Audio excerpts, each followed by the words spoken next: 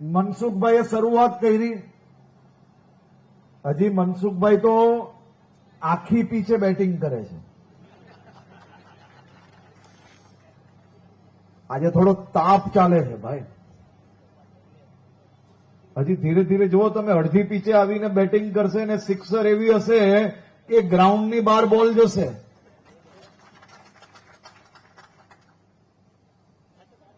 આ એટલો આત્મવિશ્વાસ જોડે મનસુખભાઈ કઈ રીતે આપણે કહી શકે? મારી ઉંમર ને મારી પછીની ઉંમરના નોજવાનોને એનો અંદાજો જ નથી ભાઈ. આ મનસુખભાઈ અને અહીંયા બેઠેલા આપણા નર્મદા જિલ્લાના આગેવાનોએ તમારી ને મારી ઉંમર જેટલા વર્ષોથી તો આ વિસ્તારની સેવા કરી રહ્યા છે. એમને તપ કર્યો છે આ વિસ્તારની સેવા કરવા માટે.